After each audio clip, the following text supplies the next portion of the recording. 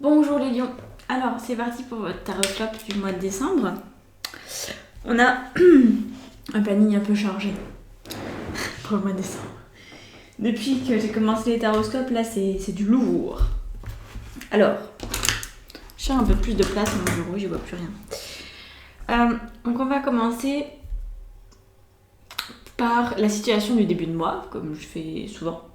Après, on ira voir la guérison possible pour vous ce mois-ci. Qu'est-ce qui va pouvoir travailler, qu'est-ce qui va pouvoir s'implémenter pour vous. On ira aussi voir bien sûr les ressources à votre disposition et les conseils du monde subtil et matériel. Et enfin, un truc que j'ai rajouté, la contribution au monde. Parce que ça me paraît important. Voilà, on peut plus jouer solo. Voilà, le taroscope pour moi devait inclure ce mois-ci la dimension sociétale. Donc on va voir comment est-ce que vous pouvez en fait vibrer de la plus belle des façons pour permettre à cette terre de prendre une nouvelle direction. Et enfin on ira bien sûr donner la situation fin de mois possible une fois que toutes ces guérisons, toutes ces mises en pratique seront effectives. Alors, on va commencer, donc j'ai sorti 4 jeux différents.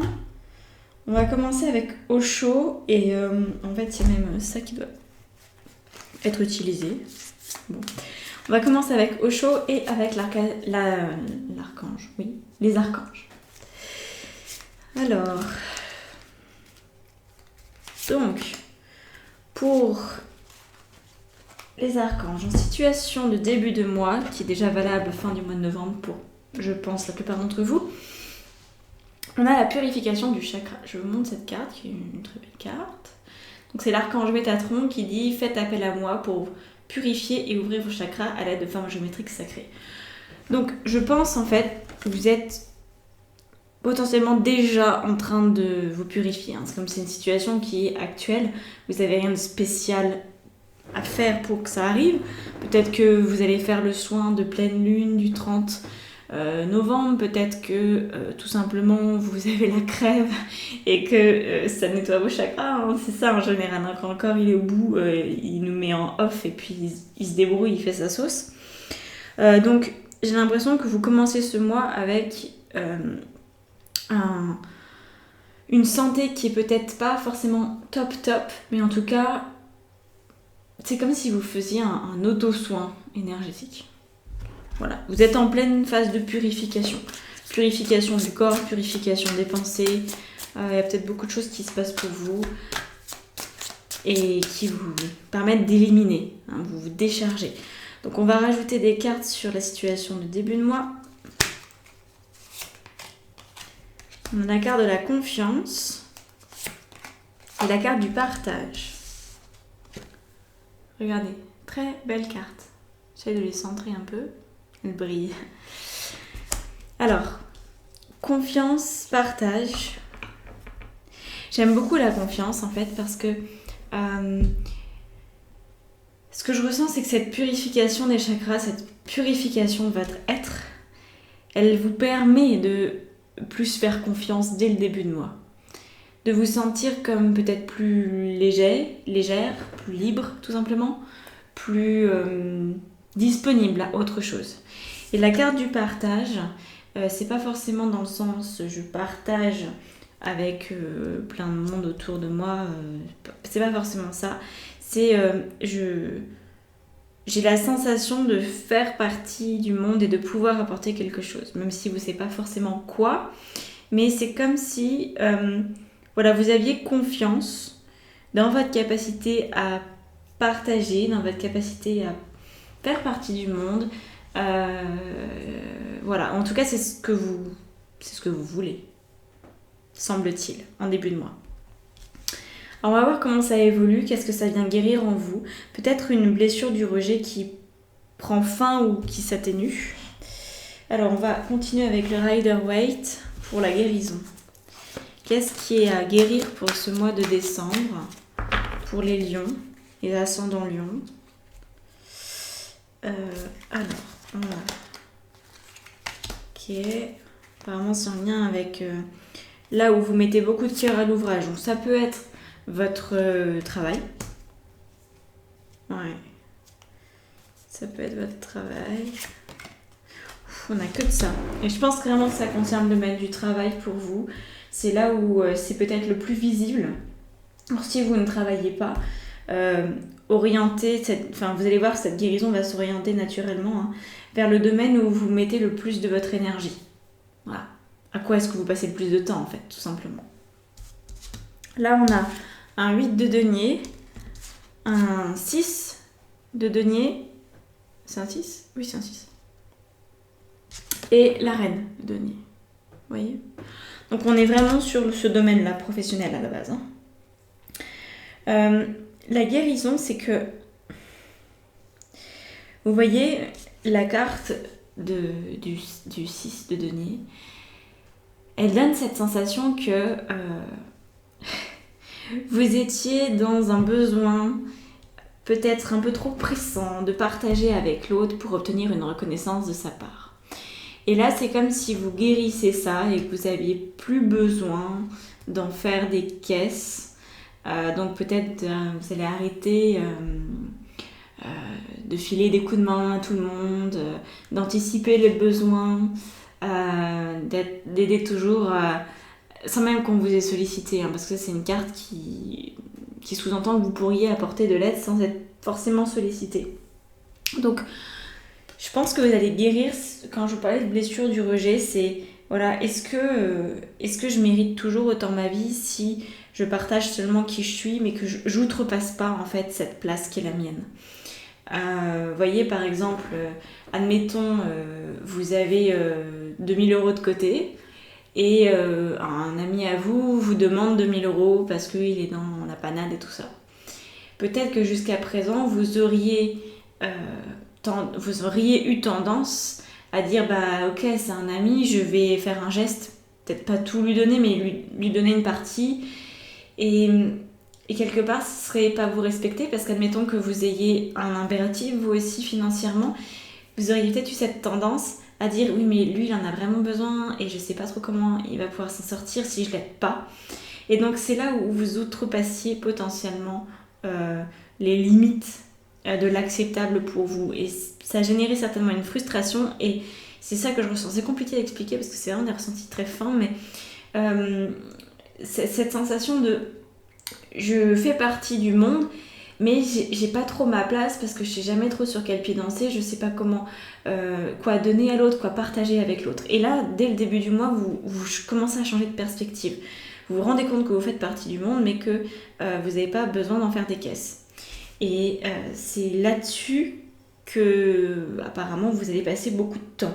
Que ce soit du temps de réflexion ou simplement du temps de guérison. Donc la guérison, c'est des prises de conscience, c'est des soins qu'on se fait, des soins qu'on reçoit, c'est du temps de mise en pratique d'une nouvelle forme d'action. Voilà, on peut continuer d'être généreux, mais sans vider son compte bancaire, on peut peut-être filer un coup de main. Il y a plein d'autres moyens, en fait, en restant dans le respect de votre personne. Voilà.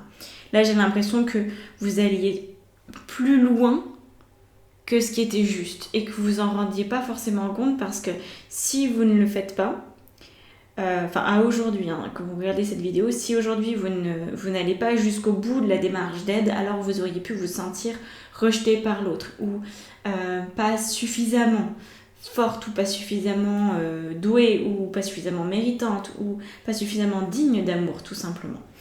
Et ça se met dans votre domaine de guérison, donc je pense que vous allez vraiment changer de point de vue là-dessus. Mais quand on passe ces moments-là où on revient à des grosses blessures de vie et qu'on prend conscience de tout ça, c'est pas toujours évident. Donc on va aller voir les ressources, les conseils. Je vous interprète la reine de denier, mais en fait elle venait juste confirmer que c'était surtout au niveau professionnel que ça pouvait se jouer. Voilà. En fait c'est comme si la guérison là c'est je trouve ma place et je dépasse pas cette limite là qui est importante à garder, à conserver pour que je puisse prospérer, pour que ma santé soit bonne, pour que mon moral soit au beau fixe. Voilà. Donc l'autre, il est là, mais il ne prend pas toute la place. On va aller voir les ressources dont vous disposez. Donc je vais reprendre au chaud pour une partie des ressources. Ah, ok. Non, dis donc, ok, ça marche. Intéressant. Alors les ressources qui sont mises à votre disposition, je pense, enfin je dis ça vraiment, les ressources mises à disposition, c'est-à-dire que c'est pas des ressources que vous avez toujours eues, c'est comme si votre démarche en fait vous permettait de découvrir cette ressource, mais vous l'avez pas forcément utilisée dans le passé. On a à nouveau la carte de la guérison. Voyez. Donc vous avez la capacité de vous guérir. Vous avez la capacité, soit de vous guérir par vous-même, par des lectures qui vont vous faire avancer, par des soins que vous allez vous faire, par je sais pas quoi. Ou alors vous avez aussi la capacité de trouver des gens qui peuvent vous aider à guérir. Voyez. D'être bien inspiré, d'aller prendre le bon thérapeute, la personne qui va vraiment faire un bon boulot avec vous. Donc ça c'est important. Et on a la politique et l'avarice. Je pense que ça, ce sont deux choses que vous allez pouvoir guérir. Donc ça vous donne plus d'éléments par rapport à cette guérison et au fait d'outrepasser vos fonctions. Il pouvait y avoir dans le fond, avec la carte de la politique et celle de l'avarice, la sensation à l'intérieur que si vous n'étiez pas complètement dévoué à l'autre et à l'extérieur, alors on pouvait vous taxer d'être avare, d'être, de retenir, voilà, de ne pas prendre soin des autres. Donc ça fait un peu... c'est comme si vous aviez une très mauvaise opinion en fait de vous-même, si vous n'aidez pas. Et ça, je crois que c'est un travail sur vos croyances à vous. Est-ce que si j'aide pas, je me sens inférieure ? Est-ce que si j'aide pas, je suis toujours digne d'amour ? Est-ce que si j'aide pas... est-ce que si je m'aide, moi d'abord, est-ce que ça veut dire que je suis avare ? Vous pourriez avoir ces genres de croyances qui sont peut-être pas les vôtres directement, qui sont peut-être héritées, mais elles seraient là même inconsciemment. Donc essayez de creuser ça, allez voir comment ça vous parle. Et on a aussi la politique. Alors la politique, c'est cette capacité à mettre un masque, c'est-à-dire que c'est même si je vais pas bien, l'autre il a le droit de me solliciter, et s'il me sollicite, je mettrai mon masque de ça va bien, parce que je veux pas que l'autre s'inquiète pour moi, parce que je veux pas qu'on me pose de questions sur ma vie, donc je mets le masque de ça va bien et je fais ce qu'on me demande. Et ça encore, c'est une autre problématique à guérir, parce que le ça va bien alors que ça va pas, vous avez peut-être la croyance que si vous vous montrez à l'autre tel que vous êtes, par exemple, je sais pas, un collègue vous appelle et puis vous êtes en pleurs parce qu'il vous arrive un truc, je sais pas, votre chien est mort ou quoi que ce soit. Et là, vous vous ressaisissez tout de suite. Et puis vous lui parlez normalement. Ça pourrait être en fait, je mets le masque de la politique. Ou alors, vous allez assumer votre peine. Vous allez assumer que vous pleurez au téléphone avec un collègue au bout du fil. Et est-ce que vous assumez de montrer ça de vous ? Est-ce que ça vous rend faible ? Est-ce que ça vous rend manipulable ? Est-ce que vous voulez être aidé ? Est-ce que vous acceptez de recevoir de l'aide ? Vous voyez ? Ça vient vraiment creuser tout ça. C'est beaucoup de boulot, parce qu'on est sur, je trouve, quelque chose d'un peu lourd. D'un peu lourd, mais je suis persuadée que pour passer à la suite, on va voir comment ce mois peut se terminer. Pour passer à la suite, vous avez vraiment le besoin d'avoir confiance en la vie, dans le sens que je suis moi et ça suffit, et je peux être moi tout le temps. J'ai pas besoin de mettre un masque pour avoir l'air d'aller bien, même quand je vais pas bien. Ok. Le négatif, c'est pas quelque chose qui doit se cacher. Sinon, après, on est bien embêté parce que on se retrouve à avoir tellement un joli masque que tout le monde nous dit « Ah bah, de toute façon, tu es Madame Parfaite, donc on peut toujours te solliciter parce que toi, ta vie, ça va toujours bien. Et ça, quelque part, ça donne le feu vert aux autres de vous solliciter à fond, ce qui clairement vous empêche de vous respecter sur le long terme. Alors, on a ensuite la carte conseil. Alors la carte conseil, je vais reprendre les anges. Alors, les anges, on a cette carte-là. Victoire. Carte conseil. Sandalphon. Alors, je vais peut-être le mettre au centre. Vos prières ont été entendues et sont exaucées. Ayez la foi. Alors, la carte de la victoire en conseil, elle vient vous dire, même si ce chemin peut paraître ardu, il est déjà réalisé. Et ça, c'est quelque chose de fondamental que j'aimerais vraiment que vous compreniez. C'est qu'en fait, dès l'instant qu'on a la prise de conscience, qu'on en a trop fait, qu'on s'est trop dévoué, qu'on s'est oublié, etc., et que ça serait bien de revenir à l'essentiel et à communiquer en étant authentique tout le temps, ça c'est qu'un exemple, mais c'est valable pour tout. Dès l'instant qu'en fait on a là une prise de conscience, ça veut dire qu'on est complètement capable de le matérialiser. Si c'est déjà au niveau immatériel, le matérialiser c'est la partie la plus facile. Ce qui est très complexe, c'est de générer une prise de conscience. Et en général, on ne peut pas soi-même générer une prise de conscience. Ça vient par des lectures, ça vient par des discussions, ça vient par des personnes qui ont une évolution de conscience supérieure à la nôtre, qui ont compris plus de choses, qui ont une sagesse plus aboutie. C'est au contact en fait de l'autre qu'on va avoir une prise de conscience. Ok ? Ou alors, si on est hyper intuitif, on va aussi avoir des prises de conscience comme ça. Mais ça sera toujours quelque chose qui semble extérieur à nous, qui va venir nous électriser, et on va dire « Ah oui, c'est ça, ok, je comprends ». Et dès l'instant que vous comprenez, la matérialisation, c'est facile. Donc là, même si c'est vrai, ce que je vous ai dit, ça peut paraître un petit peu lourd, c'est déjà fait quelque part, voyez.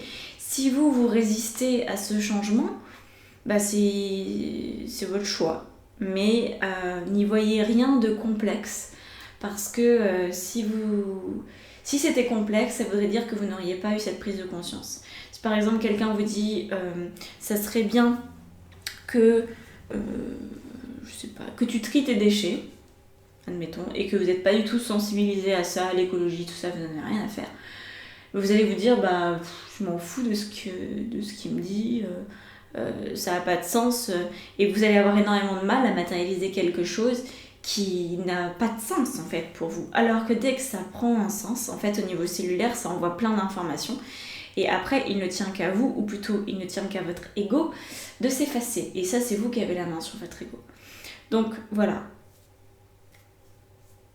Vous avez la voie libre.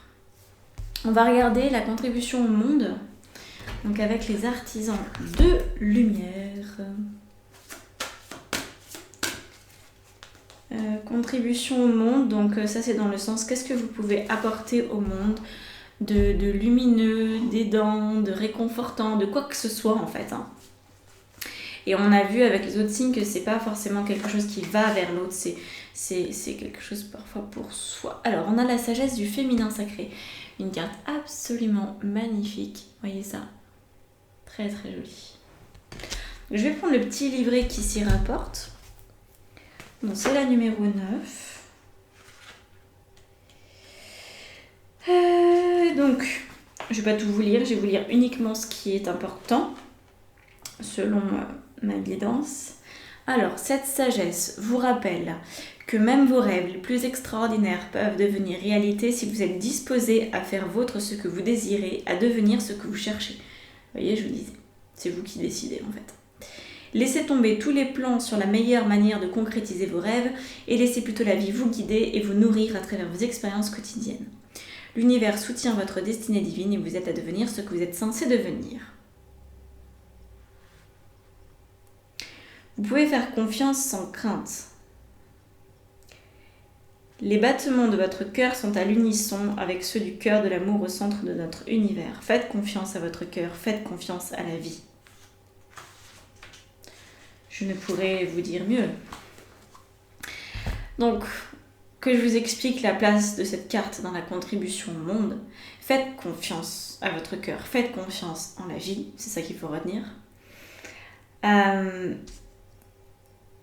C'est toujours la même histoire, c'est une histoire de vibration. Il faut vraiment comprendre qu'on ne vit pas dans un monde matériel, on vit dans un monde immatériel, en grande majorité. Et du coup, tout ce qu'on pense, tout ce qu'on ressent, tout ce qu'on émet comme pensée est perçu dans le champ quantique.